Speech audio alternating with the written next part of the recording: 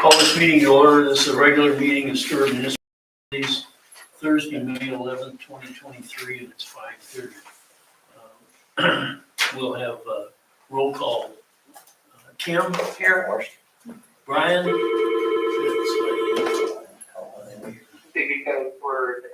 Brian? Hey. Yeah.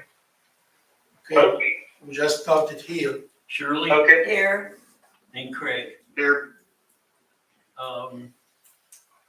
We need a motion for agenda approval and approving the consent agenda, the minutes of the regular meeting of 4:13, financial statement as of 4:30, and bills as presented.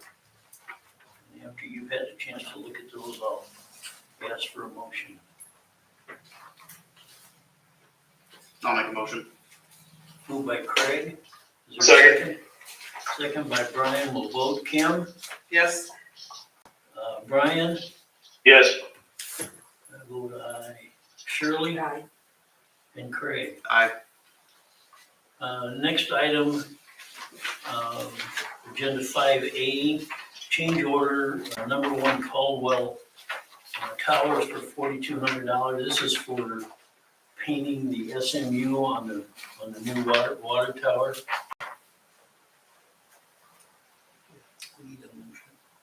We need a motion on that. Is there any discussion about it?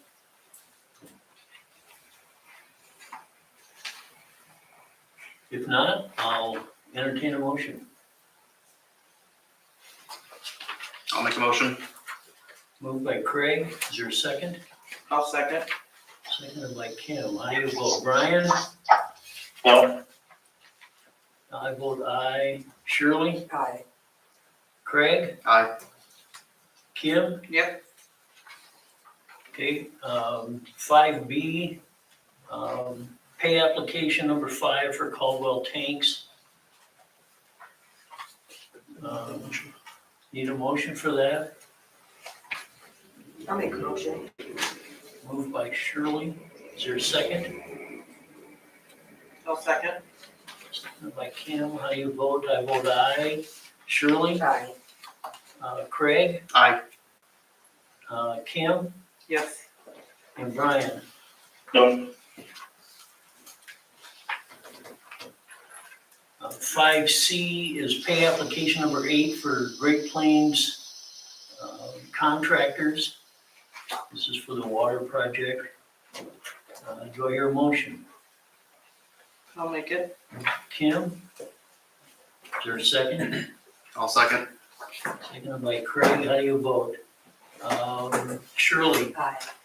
Craig? Aye. Kim? Yes. Brian? No. And I vote aye. Item number 6, Midwest Partnership contribution. Oh, did I miss? Oh, project update, okay.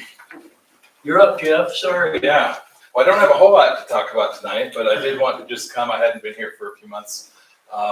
Both projects are going well. As far as the water tower project, we're about 2/3 done.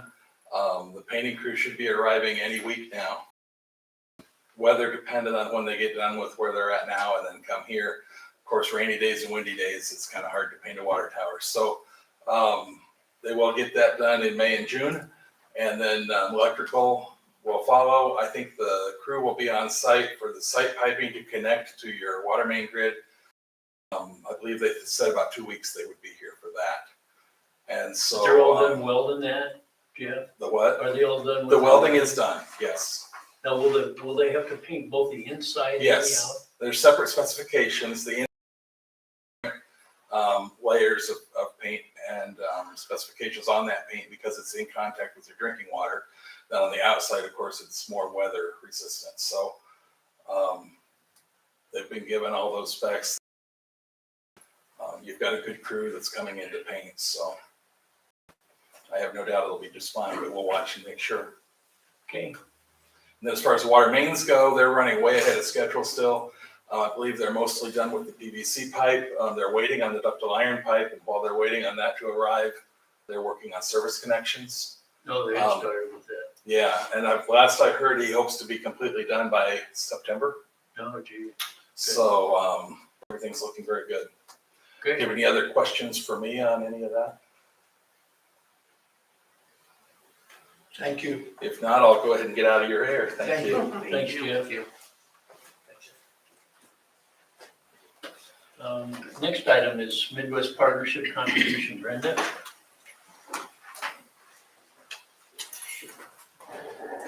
Hello, I'm Brenda Dudley, and I'm the new director for Midwest Partnership. I replaced Peter Johnson, who left in December of 2022. So that position was for about 4 months. During that time, it was the new memberships and the renewal memberships, which we are really lagging behind on. So I'm just here today to ask you to make your annual contribution like you have in the past towards Midwest Partnership. Could you tell me what this Midwest Partnership is? Because I'm not familiar with it. Yes, we are economic development for Adair and Guthrie County, and most communities have economic development, so we are just, if we can help them with things, we actually just try to increase the tax base by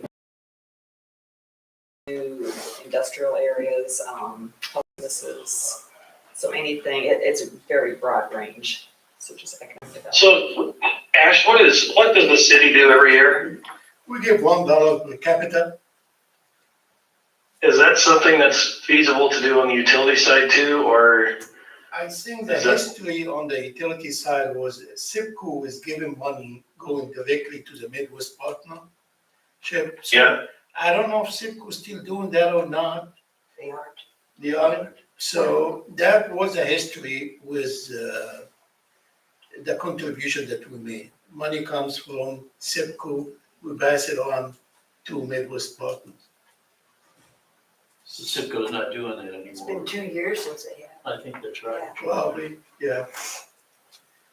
So, Brendan, what does Adair County provide in funding in Guthrie County annually? I believe, Adair County's like 34,000 and Guthrie is 35,000. And then what does like Greenfield Utilities provide? I can't tell you that, I'm sorry. Oh, that's okay. I should have brought my list with me.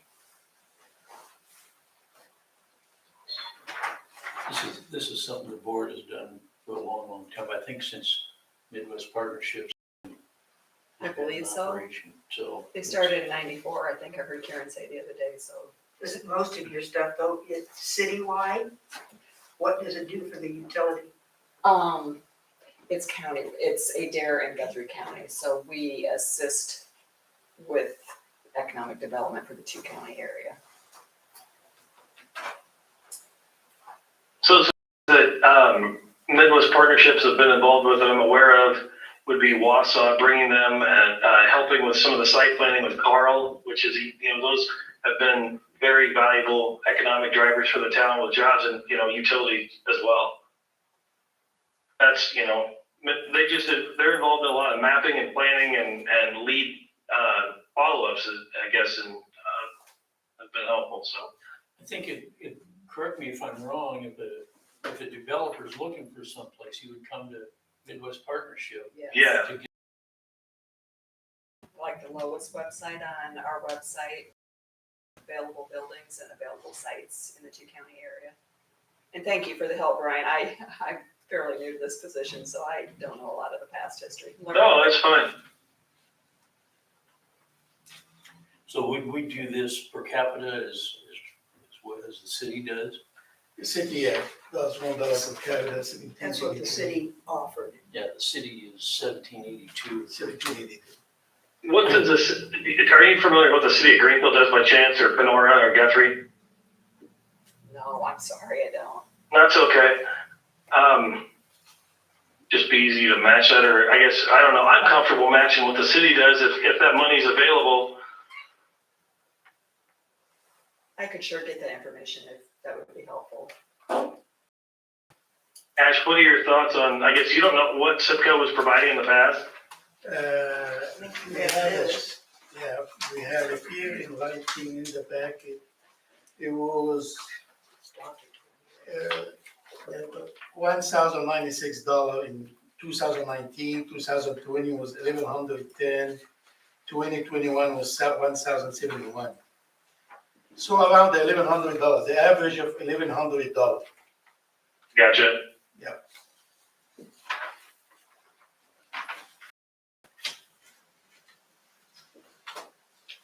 Any more discussion?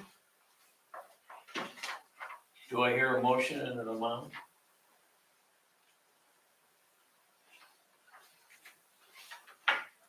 I guess I will make that motion to match the city's contribution to Midwest Partnership. This has been good for us over in the past, and I think we need to continue it, so.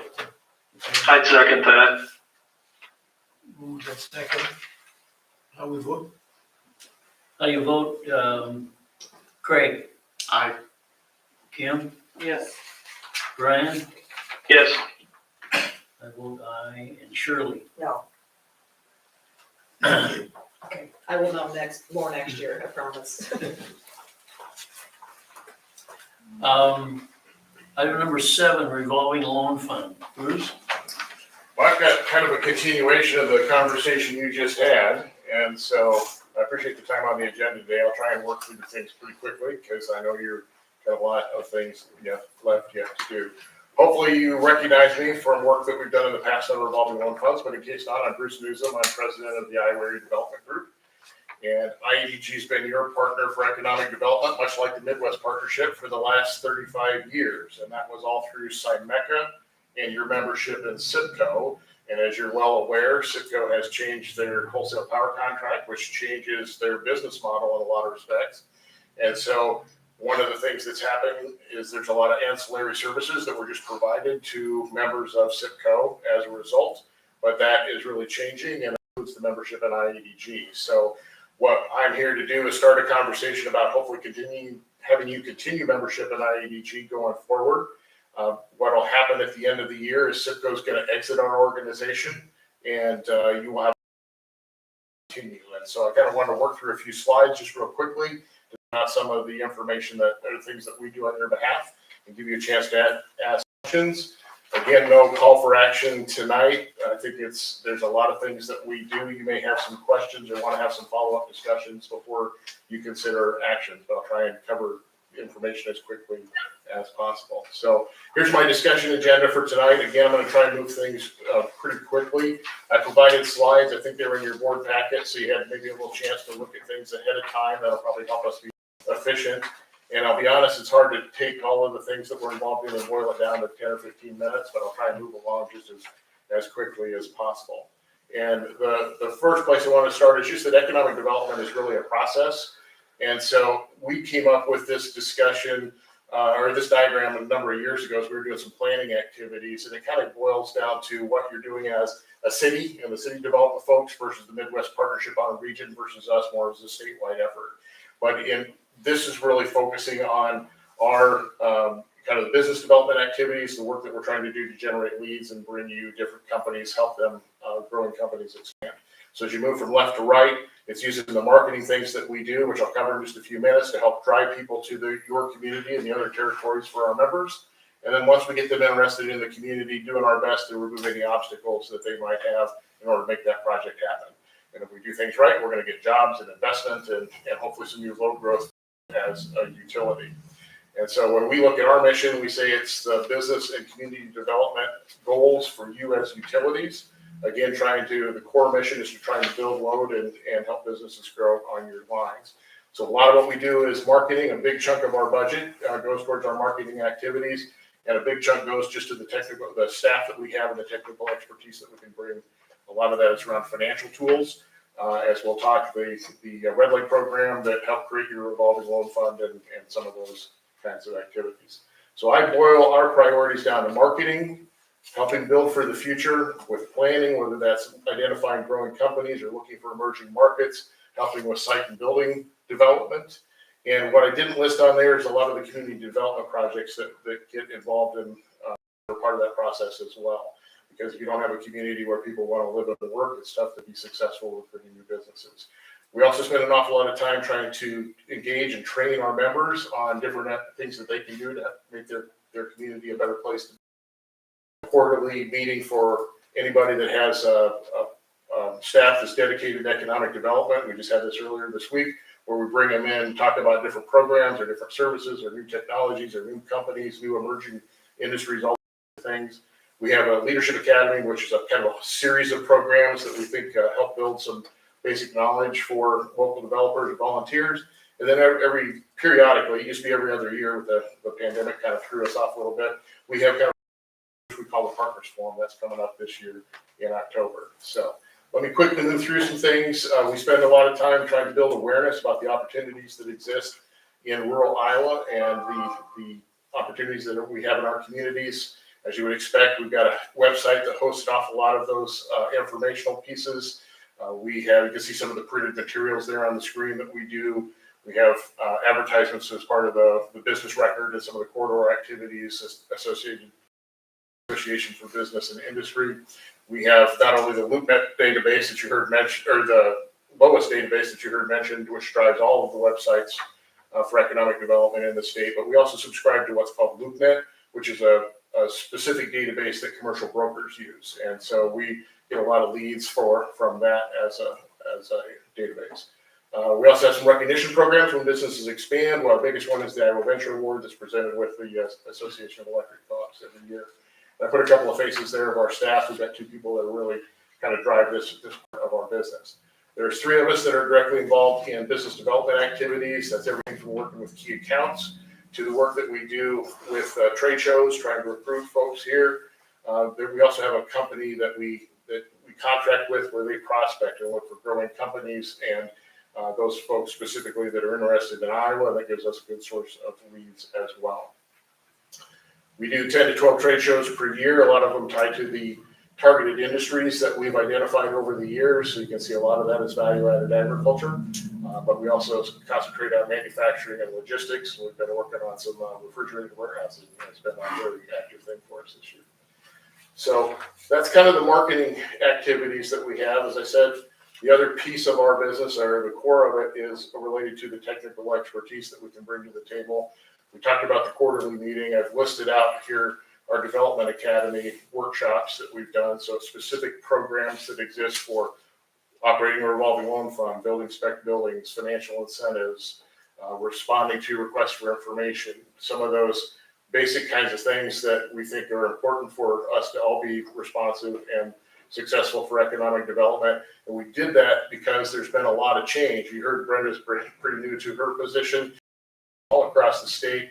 So we took it on as our task to help train up the next local leaders and economic development staff. And as I said, a lot of what we do is financial packaging, because sooner or later it all boils down to money when you're talking about how you make a project happen or a community grow. We're well versed in the USDA Red Light program. That's what created your revolving loan fund. Our organization has helped our members bring almost $200 million of money from that particular program into the state. Our revolving loan funds, every electric co-op in Iowa has a revolving loan fund. You are part of about 20 municipal electrics that have a revolving loan fund. There's about the same number of independent telephone companies that do as well. So we help manage all of those funds. That's probably where you've seen me the most. We have another revolving loan fund internally that's strictly geared at energy efficiency. And it was kind of the model that we used when we took a subset of your money, your fund, and created some special terms for energy efficiency projects. And then I kind of characterize myself as a recovering leader, and so I'm well versed in SBA and USDA and just conventional financing, because sometimes we're talking with Brenda about and her team about how do we put those financial pieces together from a lending standpoint. And then I also do quite a bit of education on tax increment financing. The city, I think, is well versed here. There's a lot of times where as you have turnover on the council, we need a little bit of education.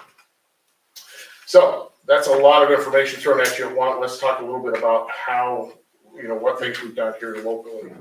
And there's prospects over the years. As I said, I've been here for 25 years, so there's a lot of times we've got handed them off to the Midwest Partnership and some of their efforts so they can run things on a local level for you. And then there's times when they've found a prospect and they brought us in to talk a little bit more specifically about how financial programs work. You heard me talk about the Red Light program, and so I've listed, it was our office that helped you apply for the monies that helped the community center get started. And then I've listed out the exploration and learning station. I think that was the last time I was here with those two loans but we also had revolving loan funds for Tierney Tech and the local dental office. Flipping the script just a little bit, we also helped Citgo apply for monies that helped the city build the aquatic center. So that brought a 0% interest loan to the city.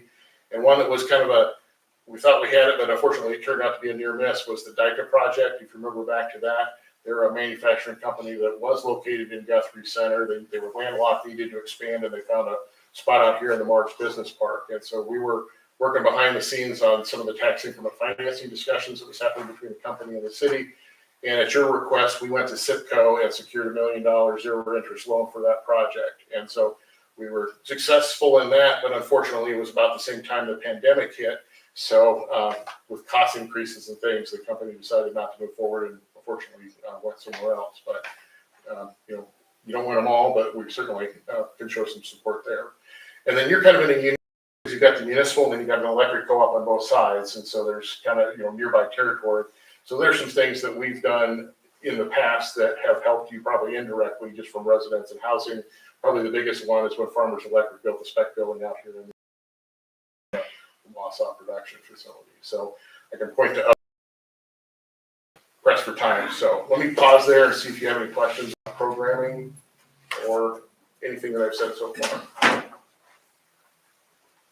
Hearing none, I will keep on a trucking. So again, there's a lot of information that we're throwing at you pretty quick, and so we didn't want to rush a decision. But my intent here is to encourage you to continue your membership in IEDG.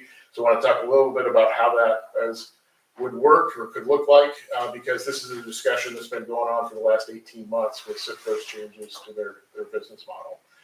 The remaining Class A members of IEDG, that's Cornwall Power Cooperative, Power. They're the Class A members. They're the general transmission cooperatives that support distribution systems throughout the state other than SIPCO. And so they had kind of some overarching principles, if you will, that they wanted to make sure they factored in as they were talking about what IEDG would look like in the future. And one was just a recognition of that economic development as a long-term strategy, and it involves an awful lot of different types of activities in order to be successful. The whole reason IEDG was formed was because of that notion that we could do more by working together, and that's successful over the years. And so their goal is to continue a unified economic development effort on behalf of all of Iowa's electric co-ops and the municipal electrics that are associated with it. So I'm here to encourage your membership, as I'm doing with all systems that are part of SIPCO. The other thing that they wanted to look at is, when we were formed back in '85, it was all based on the number of meters they had at the time, and since then it's just been an inflationary adjustment. So we took a look at the formulas that we use to assess dues. And so as I'll outline here in just a second, we want to make sure that we're treating all electric co-ops the same, and we're treating all municipal electrics the same. And so we want to not only set that basis, but also review it periodically to adjust as communities continue to grow. There are 2 classes of membership in IEDG right now. We could create a third one that's in discussion, but primarily this is where we're at today. Those G&T members are a Class A member. They have a long-term contract, a rolling contract with us. They have 2 board seats. Again, that cost allocation was initially done by meters. What would be available to Stuart Municipal Utilities is a Class B membership or an individual membership, and I put the list there of those that are in. There's 4 electric co-ops, and then there's several of the 9 mega communities that are joined that way. And the cost allocation is all basically the same. The difference is there's no board representation from that Class B membership, but you have a much shorter time period to exit out if that's something that you do. If you join and decide you want to exit from later, it has a 13-month notice to exit. Here's our formulas that we've come up with. So we've taken a stance that there should be kind of we should build in success. And the only way to really do that from an electric utility standpoint is based on kilowatt hours. And so the formula that we're going to use is to split it between kilowatt hours at 45%, number of meters at 55%. Using the difference between a REC and a municipal electric, we're going to back down the meter count by 25% for municipal electric members, just to help adjust that. And then we'll review it every 5 years based on data for meter counts and kilowatt hours to adjust. What it means for you as a utility is that dues for 24, should you choose to join, would be a little over $4,500. So that's kind of where we're at. Again, didn't want to request any action tonight, just wanted to tell you a little bit about the organization, kind of where we're coming from, see if you had any questions and where you wanted to take the conversation.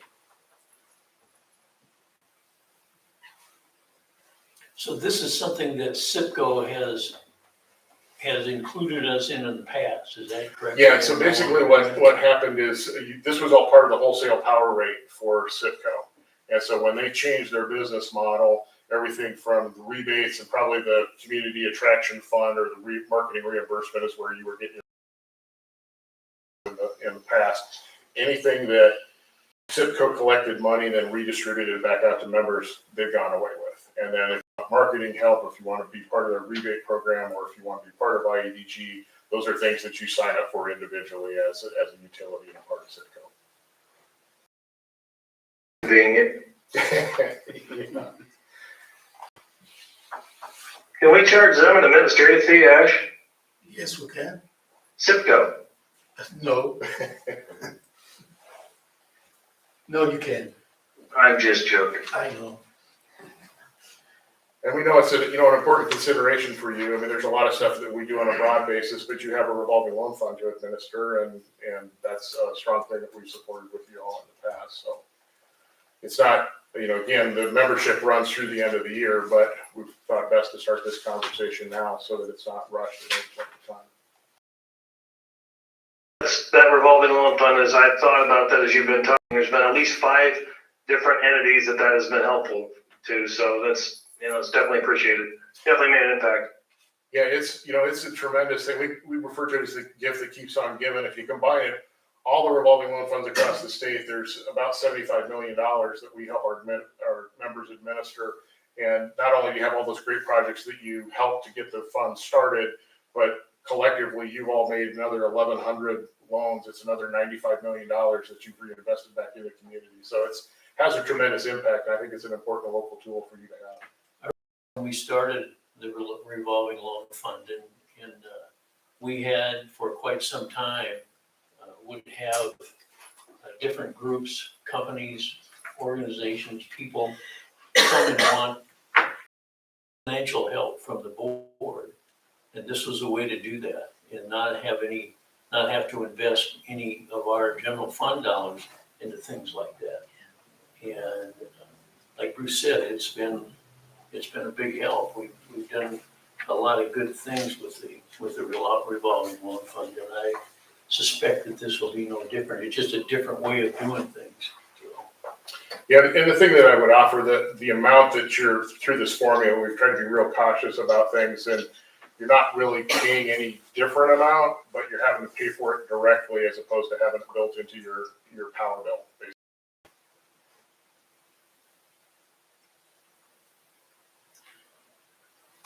So I think we have some time here. If board members would like to review this a little bit and think about it, we can table this for another meeting. Yep, absolutely. But I think That's a good idea. I think we need to consider this because it has done a lot of good things for it. And whether you want to believe it or not, the utilities has a large part in development here in Stuart. And this is a way for us to get that done and continue with that. So thanks a lot, Bruce. Thanks, Bruce. I appreciate the time on the agenda. And Can I ask Bruce a question? Oh, sure, yeah. Our past superintendent, Doug Christensen, had access to what all utility rates were of the state. Do you have information like that? You could go to Bridgewater, Earl, or whatever, find out what all the kilowatts were. I don't. Do you know where you get that from? I mean, he had the whole sheet for the whole state. I'm assuming that would be part of the Municipal State Association, but I don't know.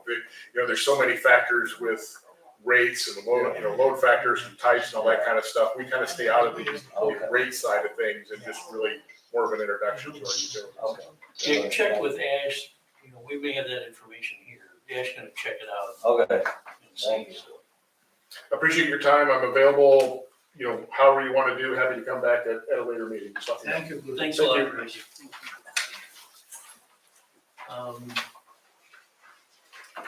Next item is number 8, non-union employee wages. Okay, this is the time of the year. I think the two council member and the mayor will have here very soon because it's the same presentation I made for the council. I'm gonna make it for the utility. Every year that time of the year, we discuss the wages for the employees. And our side here for the utility, we're only discussing the non-union, which is the city hall employees and PAT, the utility superintendent. During the budget work session, we consider 4% for the 2023-2024 budget. I always recommend to stick with that. If you'd like to give more, that's good. If you want to give less, that's not good. So, the council decided to give 4%, saying council members and mayor. Now we hope that the utility board will go along. Discussion? What would we offer last year? 4%, I think we did 4% last year, yes. We're being consistent on this.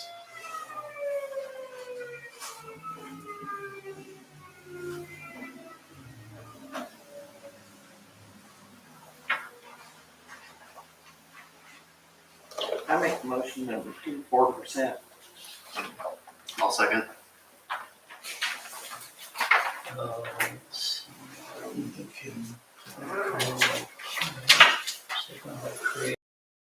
How do you vote, Brian? Yes. I vote aye. Shirley? No. Craig? Aye. Kim? Yes. Thank you.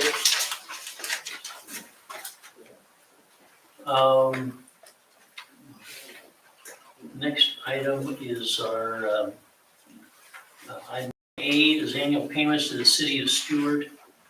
The first one is, you want to do all of them at the same time? Yes, it's kind of, this is really pre-approved thing. We discussed it in the past. And we just every year, this is the time of the year that we make that check to the city. We always break it down so you know really what we have approved in the past. 35,000, that's the building that we're in, that's about the solution of the utility in the cost of having the building, and that was 2005, I believe. That was 20 years, so it's about to be done. The second one is the wind turbine. We showed loss, and that will be giving you a report to show that kind of loss. When there's a loss, we give the council 4,000, the minimum we have to give. And how long is that before that's up? Yeah, I have to look it up and see for how long, maybe for how long the Because wind if we turbine. show a loss all the time, why would we have to keep paying 4,000 when we show a loss when the city uses all the electricity? Good question. Well, there's one easy resolution to that, Shirley. Just Take have- the tear it down? No, give the city the wind turbine. We've discussed Actually, it's that. owned by the city. But we can discuss that in details in a session to see really why we do this or that. But that stuff has been established when we had, when we built that wind turbine. The next one is the one who first one, that was a contribution from the utility to the city on that water side. And we had Chet kind of worked with us and did all the hard work on establishing an amortization schedule. I think it would be over in a couple of years with lump sum. I think Shirley has discussed that with me, and we'll double check with Chip on that. The last one is Old Saint Addition. I always call it 102, so phase 2, phase 3. Shirley, sorry, Sarah always correct me on that. And that's the water price, that's a water. That's water and electric, so that's why it's higher a little bit. I than thought we six. just did water on all the things. No, this one involved a little bit Oh, of that. that was the street lights. Yeah, Old Saint Addition. And same thing, we went through this back and forth and discussion, and we're gonna do it again here, the next item. And he's laughing. So, yeah, we will do it again here in the next item, but we came up with 18,000 for 14 years, I think, you know. So this is very pre-approved. We come to you every May to just update you on it and make the check to the city. And these are a result of the city's use of TIF, and these are payments we owe to the city because of their TIF financing. Absolutely, you know, instead of issuing a loan on our own, the city took it on the side to issue the loan and pay the principal and interest. And then with the formula that we came up with, we found out that the 18,000 or the 6,000 is reasonable for the share of the utility toward the city, if they would have done it on their own as a utility. Back then, we thought that was fair. I hope next discussion with Forrest will be showing really the numbers. And So what percentage, Ash, of the expense is that, like, for C or D, that 6303 or 18459? 1/3. Okay, so we're getting 100% of the revenue and only paying 1/3 of the cost. Is that right? Yes, Okay, Given so that's the- a good deal for us. yes. I'm with Shirley on B though. Is that something we can look at next month and figure out why that's, or just, you know, or is that something that's in an agreement? Can that be refreshed that we can all look at again? We can always look at these. That was part of the original agreement to do the wind turbine. Oh, gotcha. Yes, So it's not, so it's, you gotta term it out then. yes. Yeah, you gotta Okay. do the turbine out or give the wind turbine away, and that's what I'd like to do. There you go. And that's kind of a step you can take. We can So if talk about anybody it wants to later. buy that thing, you're welcome to it. It's gonna cost us a fortune to bring it up to date. So in the meantime, we would like a motion to approve this so we can move on and give the cities the money. Do I hear a motion? I'll make a motion. Moved by Shirley, second. I'll second. Seconded by Kim. I vote aye. Shirley, Right. Craig, Aye. Kim, Yes.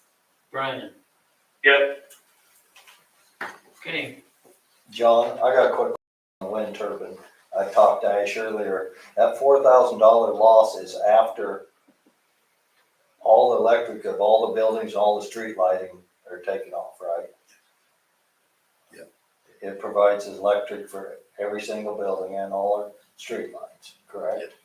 So is that like in a, I mean, is that data collected in that agreement available that can be shared? I'm just not familiar with Yes. how that's all put together and, you know, how the expenses are broken down. It'd be great to see if that's something that can be emailed out to everybody. Yes. We will send you the formula that we use, and it was actually established by, what's his name?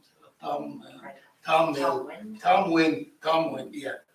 By Tom Wynn, yes, go ahead.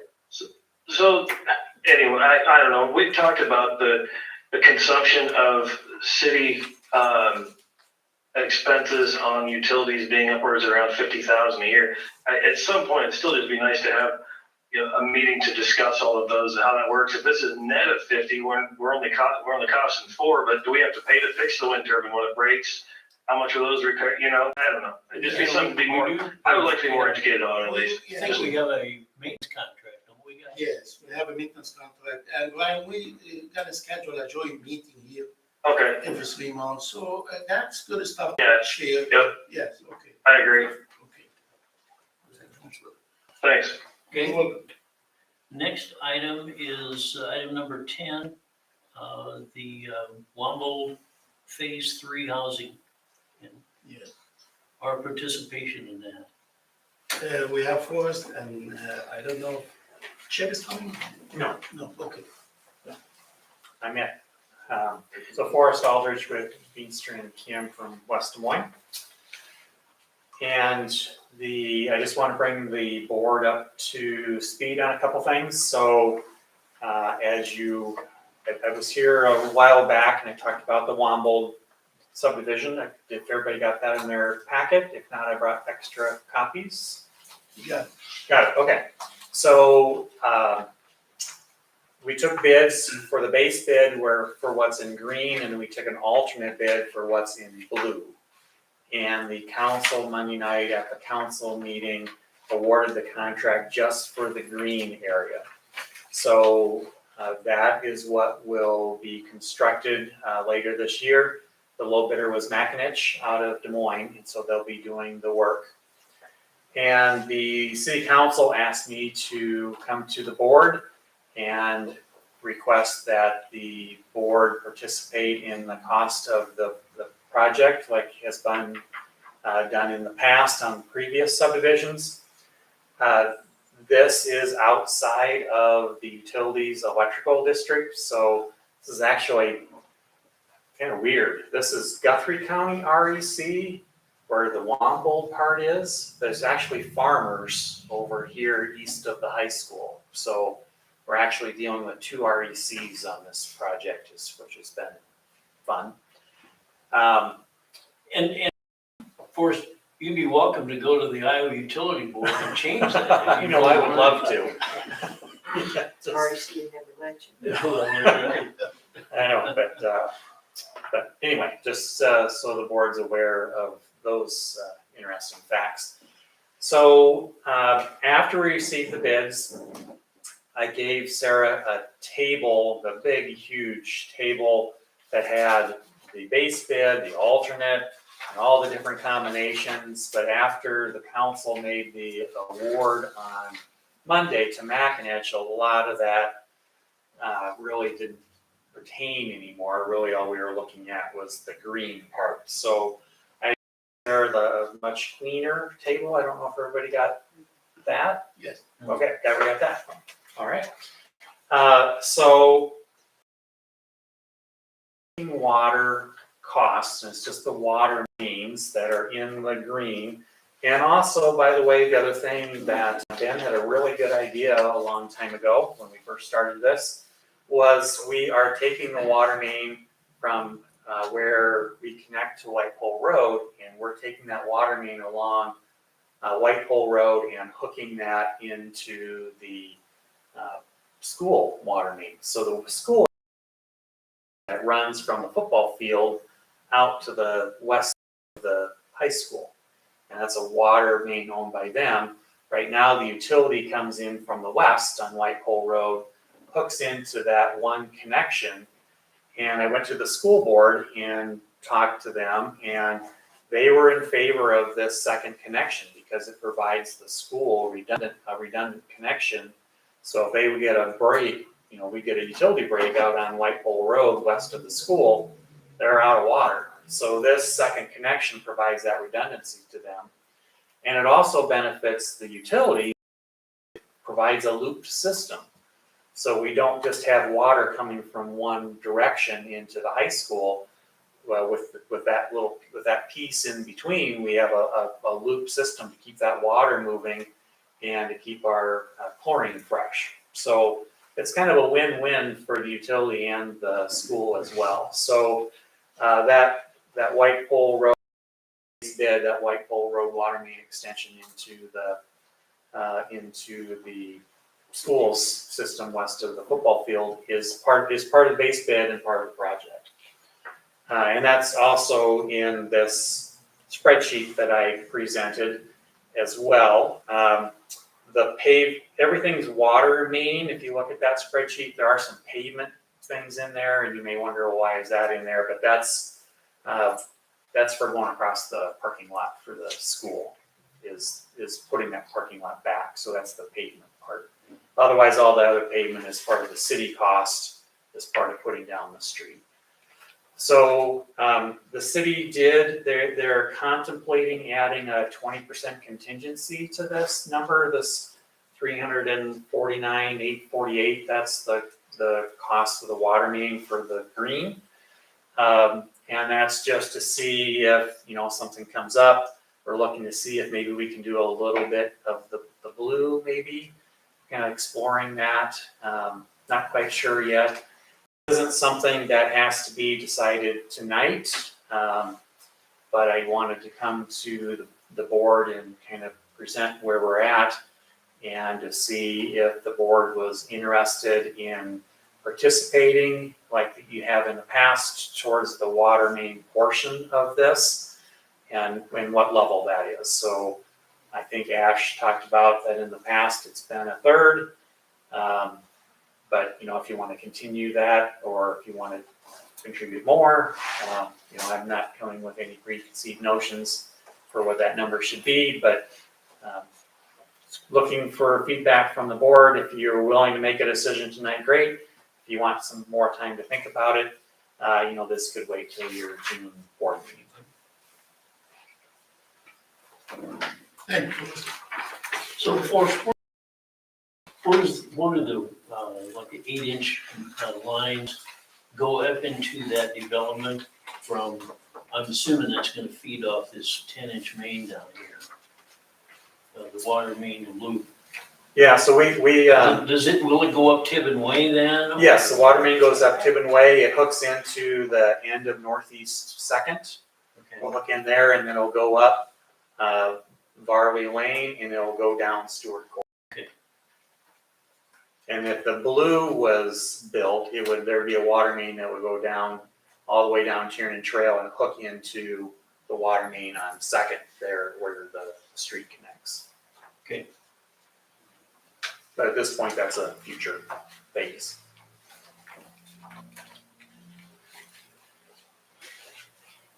So that's our loop is going from the high school here and then looping around into Second. Any questions? And we always participate in every phase that the city brings up to us. I think we passed on one, And though, I don't. phase two, I think. Phase two, yes. Is there any way we can hold this off till next Yes. month? Yes, Oh, I yes, think actually, we- I just think we need to- updating Yes. us on what the process is. I would recommend that next month we get check to run the finance and run the numbers to explain what the wins is and what the term we choose and all this stuff. But I appreciate that you're updating that. Yeah, no, I'm perfectly fine with that. It'd be nice to see some options. Actually, we could ask him to look at that cash flow model on the water fund after the water project's fully funded and our new debt service go forward is in that, to see what the water fund looks like before taking on something else. Yes. We ask him to. But at the same time, We're talking 2 projects that we're still into, so that's a big deal. yeah, whatever, and I guess my first point here is that if the city council feels this is necessary for us to do this, I mean, we've got to provide utility service to that. But at the same time, every time we do, and the use of TIF is there, which nobody can argue with the success we've had with TIF. But every time we do that, it means we have to take out of our general fund to reimburse them for that. So it's something we need to think about, and I agree with Kim. I think we need to think about this for a while and look at these Study options it and and all this stuff. come up with Yeah, which it's option always we'd like nice to to use. take the time and get the information and look at it and digest most of it, ask questions and all this stuff. And am I correct, Beanster and Kim, and the water and electric project, is that right? So Beanster Kim has done the design already for the water mains. We have the construction permits already in hand. Worked with Pat and Ben on laying out hydrants and valves and that kind of thing. And so that's done. And then as far as the construction side of things, yes, we'll be handling the paperwork on the city side, and we'll have somebody observing the work, make sure, putting the water main in the right depth. And handling that on the electric, we're doing the lights, we're designing the lights. But Guthrie County REC and Farmers REC, they actually will take care of doing all of that in-house. Okay, So we will not be involved in that part of it. so all you're basically asking us to do is, do we want to participate with the streetlights? Is that what? No, nothing with the streetlights. Okay. Water. Just water only, nothing with the streetlights. Okay. Because the streetlights are all in the REC territory, so we didn't think that was right to ask SMU for that. Okay, I think this is a great project, Dick. I mean, it's great for our community. But is your city side already funded for the full amount yet? Chip is financially, he said, yeah, we're fine. I mean, future project, if some big business come in and ask for TIF, it'd be pretty iffy, but right now, he's confident. He is a little concerned that this is using up a lot of the TIF capacity that they have. That we can get there, but doesn't leave a lot of wiggle room. well, and I guess, Forrest, on that water cost, that 350, that's all, that's 100% of the cost, correct, including that loop? It's Yes. not just the infrastructure for the, Yeah, that's 100, lots, okay. yeah, that's 100%, yes.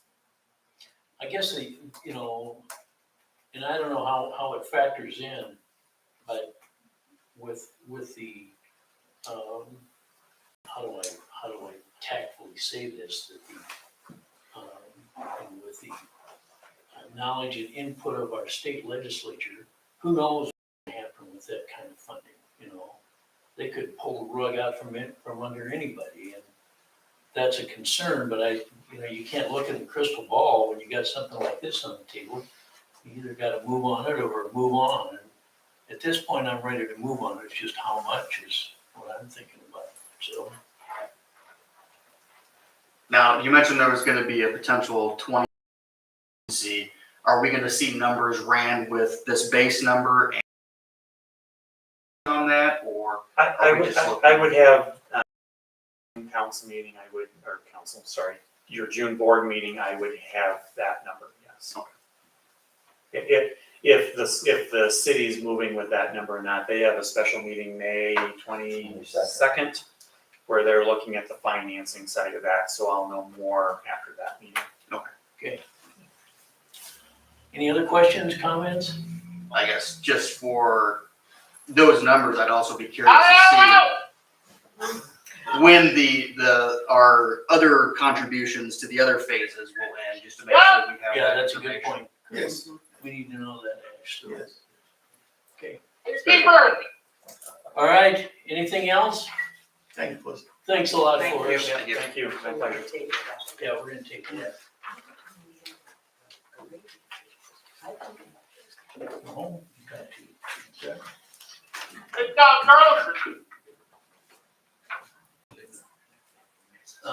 Item number 11 is change to electric services to vendors and community activities, for community activities, or the charge we're gonna make for us. And I understand, guys, that we're not ready to do that yet, but I think we need to get a policy in place here to help us with that. So I think that's what we're gonna talk about, is how the question is gonna be, the chamber, I'm guessing, is going to, as part of their application, when a vendor comes in, they need to apply for a space.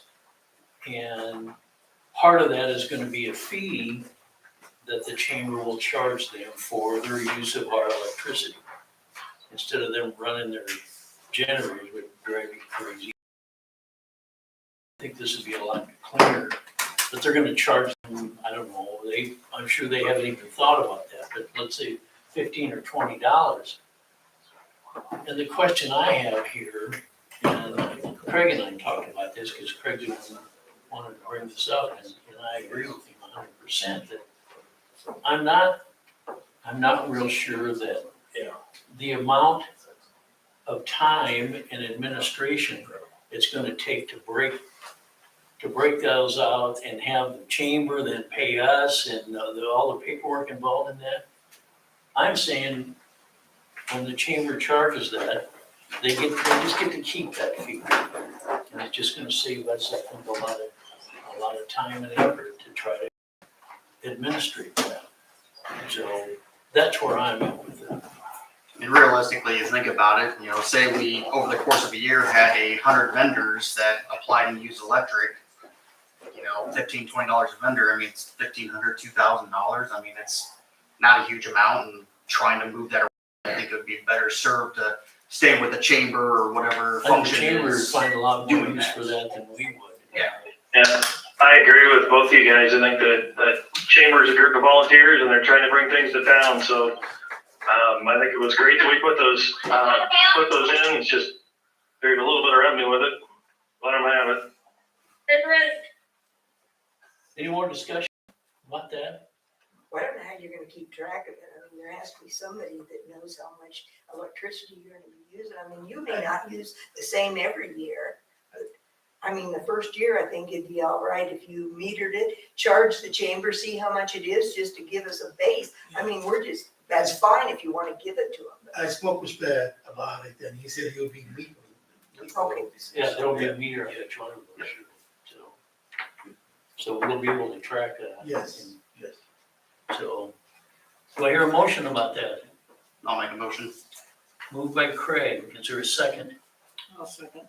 Seconded by Kim. How do you vote? Shirley? No. Craig? Aye. Kim? Yeah. Brian? Yes. And I vote aye. Okay? Item number 13 is a budget amendment. No, 12.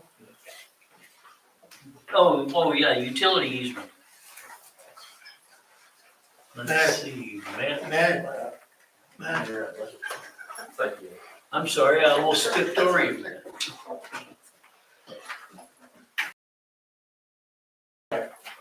This building over here, lot, could potentially someday get a building. We did have an entity that had inquired about putting the building there. They backed out, but the issue was that there was an electrical easement that runs through there, and they wanted it removed, or moved. They wanted the easement moved. And so they backed out, and they have since though asked if the city would help with that. So I'm asking if the utility would be open to the idea ever of helping with the cost of moving an easement, if it wasn't even for this building or this entity that had inquired about the project, or any other entity that may in the future inquire about this lot. So with the Is that the one right over here next to the old one? Slosses. Oh, okay. Would that building come down, or is it the lot just next to it? Well, there was an entity that was looking into both lots and demoing the building. So if we get rid of this easement, will they be willing to come back? That's, I guess, some of the loose conversation, yes. Well, I guess I look at history here and see, I'm not sure that we have, for anybody else that's come to town, No, if an easement needed to be moved, they had to move it. yes. I discussed this with Pat just because I didn't know that much about easements for that electric. And he was quoting me close to $50,000 to $100,000 because the wire isn't even available to do it. So that was the issue that he talked to me about, how much it would cost to move it. The entity that was inquiring about it, that's what numbers they had come up with, about 100,000.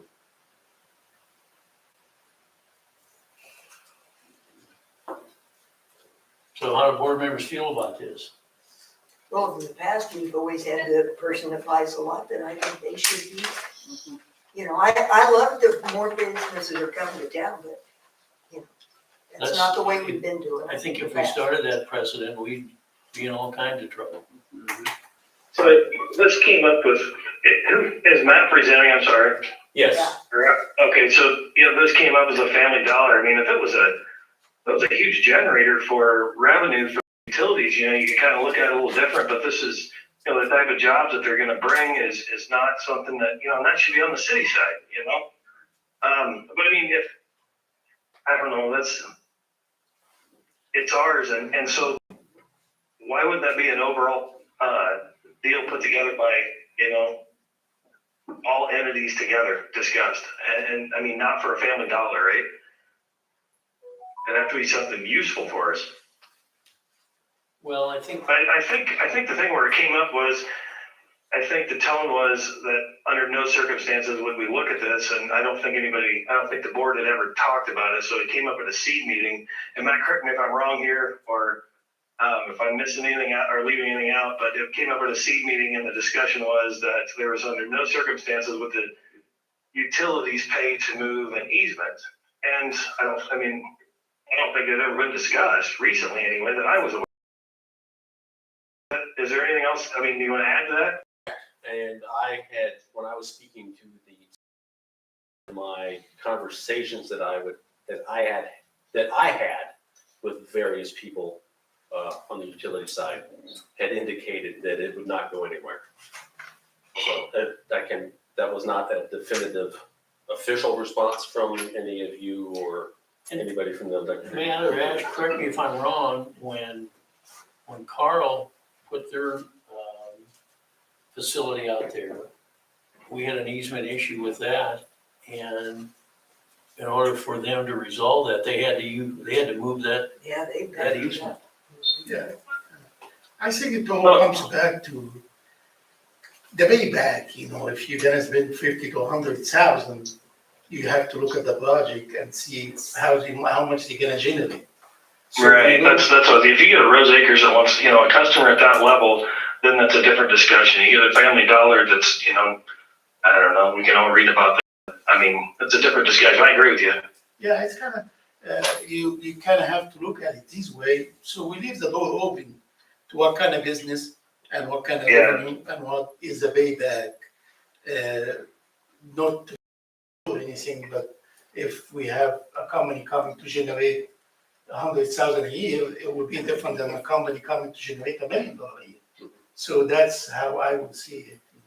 And And if you look at the cost of what a Family Dollar is going to cost, the purchase of the land and all the startups and all those things, if they're really not able to budget another $100,000 and that's going to be a do or die, then you have to wonder how bad they want to. And I mean, if they're just asking for a handout, that to me on the facts that kind of were presented around that, to me it looked like a handout, and that's not what we need to be doing. That's not where our money should go. It should be well, let's talk about this on making a policy for, to forego a precedent here, because that would be my concern, is that if we did it for this one, are we gonna do it for the next one? And I would suggest then that we establish a policy where there is a limit as to how much revenue they're gonna generate, as to whether we would do that or not. But, so it's set down in our policies, in our tariffs, that if you have a certain amount of revenue that you expect, I don't know how you measure that, revenue would be one way. The payback of how much is the generation, and if it's 5 to 15 years, we can look at it different than 15 to 20, than 20 to 100, because if a project is gonna be evaluated at 100,000, and I gave him 50 to 100,000, I'm gonna spend 100 years to get my money back. So right. that's how you look at it. So we'll take it case by case. That's a better way. Look at the project. We don't want to discriminate. We just want to look at the numbers in front of us and see the payback. That doesn't matter if it's $1 to you, Dollar General, or General Electric. Do you wanna do an up and down vote on this? It's up to you. Yeah. I would say we take it case by case based on the information provided to us. And let's think about some kind of policy as far as, Okay. how much we allow and what it's gonna take to get that done. So Okay. we'll just table this until later. If that's okay with you, Matt? Yep. Fine. Thank you for your time. Thank you. Thank you, man.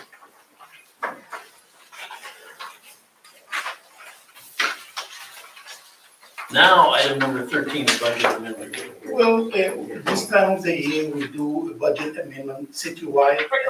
Utilities included in the city budget, but we do it separate because we have the different management. As you see every month, and you will see in the next item that we're over budget 3 million and kind of scary number, but it's not really. It's all because of that water project, we have the money, but it was really considered in the budget. So this time I go and do the amending budget, what I call it, balancing the budget.